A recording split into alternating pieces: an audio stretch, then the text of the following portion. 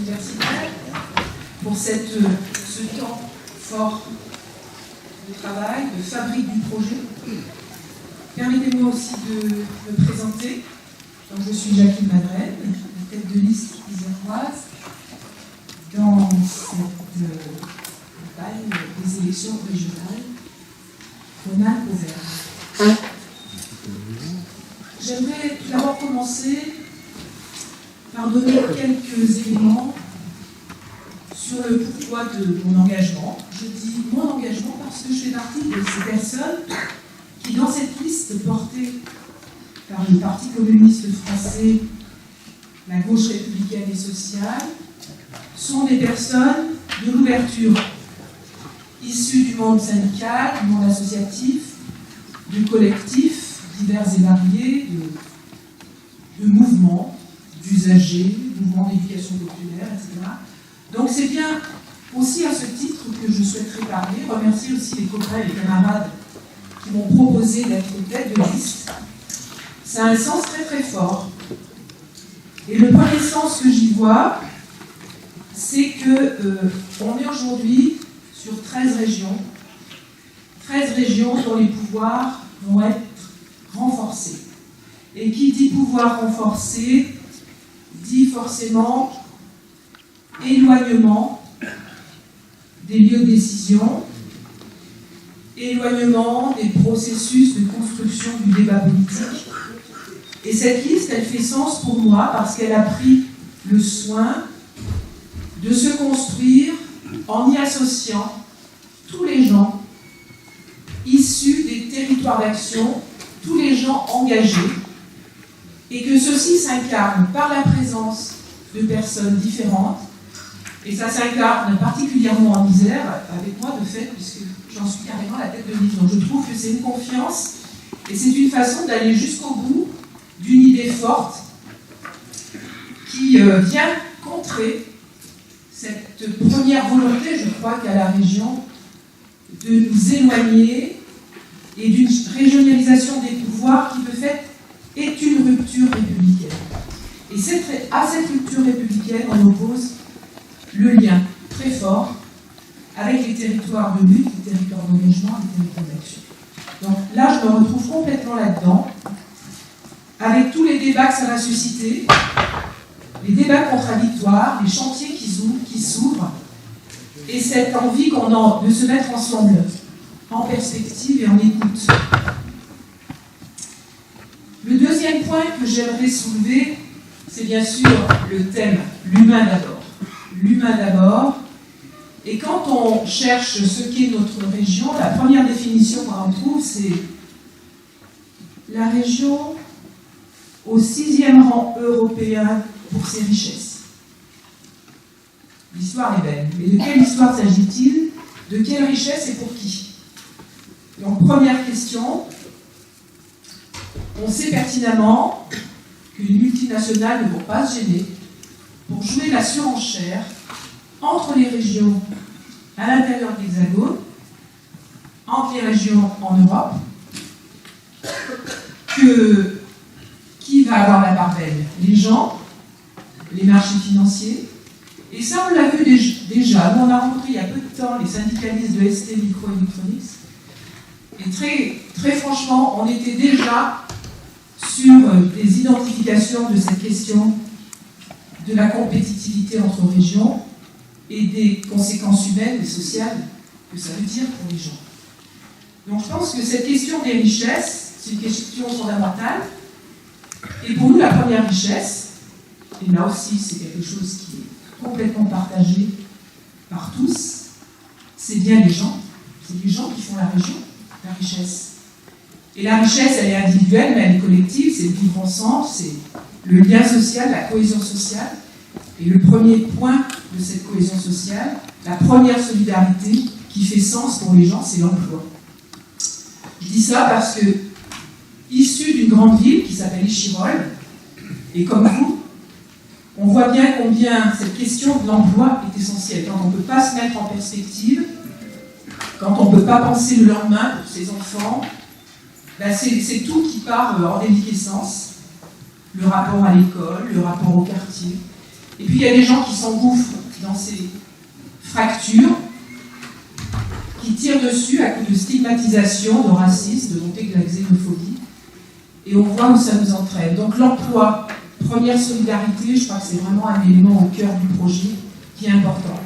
Je relais tout de suite les copains qui m'ont écrit pour me dire, sur cette journée, il manque la question de l'environnement. C'est vrai qu'elle n'est pas écrite en tant que telle. C'est vrai aussi, et là je m'y retrouve complètement, qu'elle est un sujet transversal qui se travaille complètement à partir des questions sociales et à partir du modèle de développement économique et énergétique qu'on veut porter. Donc ce n'est pas un sujet qu'on traite indépendamment du reste et il va être omniprésent sur tous les ateliers, bien évidemment. Deuxième élément, bien sûr, l'aménagement du territoire, l'accès aux biens et aux services publics. Alors on a les copains là qui sont là pour vous parler de cette bataille du rail qui s'engage avec la question des déplacements, de la mobilité, de l'égalité de traitement de l'ensemble des populations sur les territoires de notre région, parce que ça va être un vrai enjeu, et André Chassaigne l'a rappelé très fortement lors de la conférence de presse à Lyon. N'oubliez personne. La question du service public, de l'énergie, là aussi, je relais les copains, c'est mon boulot, puisqu'on a dit qu'on faisait une liste de rassemblement où on s'écoute, on entend et on est le relais de tout ça pour transformer en combat politique. Des copains qui ont appris la mise en demeure de l'Europe qui interdirait à EDF de reprendre les concessions des barrages hydroélectriques. Donc ça aussi un débat qui sera ouvert cet après-midi probablement. Donc vraiment des enjeux de service public très très forts, ce qu'on aura l'occasion de travailler ensemble et de faire vivre. Mais on a déjà commencé bien sûr.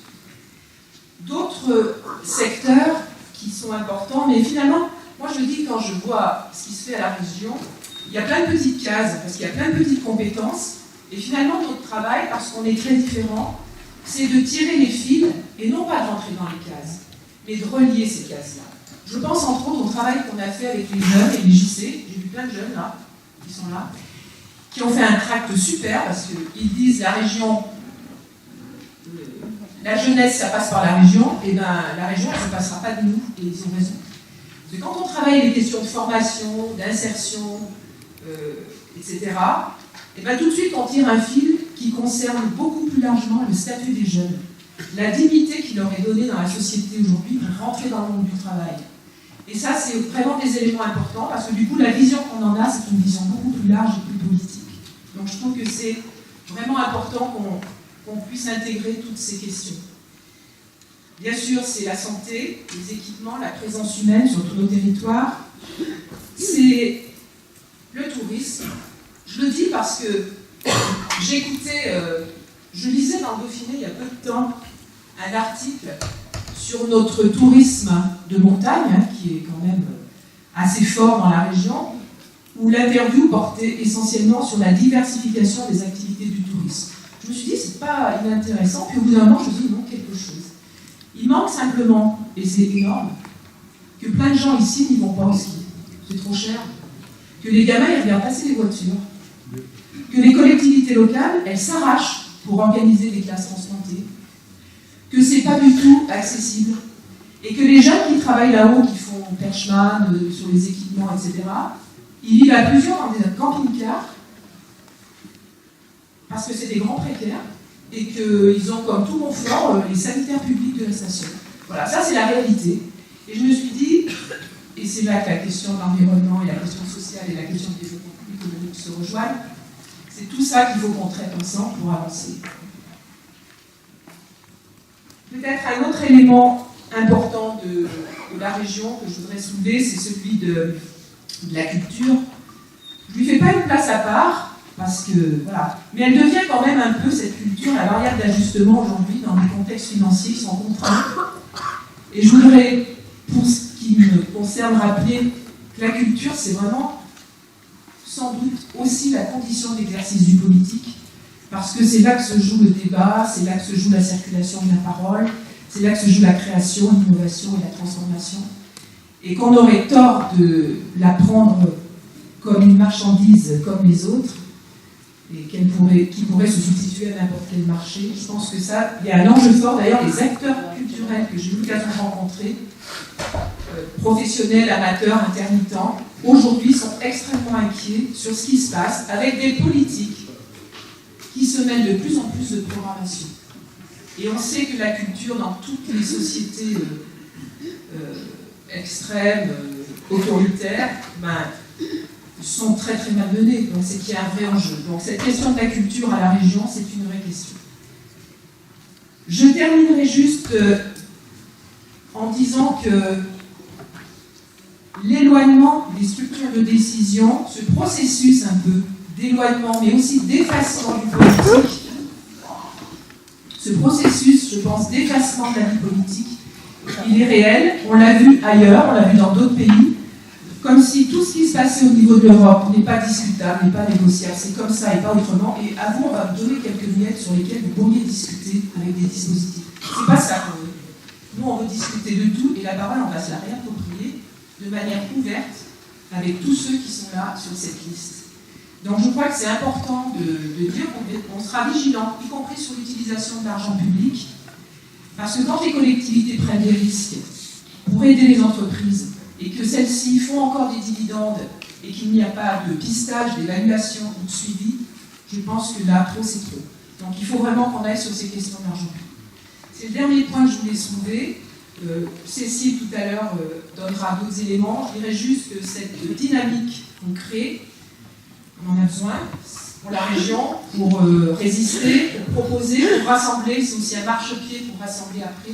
Il y a besoin de faire entendre une autre voix à gauche, et c'est à ça qu'on s'emploie, une autre voix à gauche qui pèsera très fortement dans la gauche.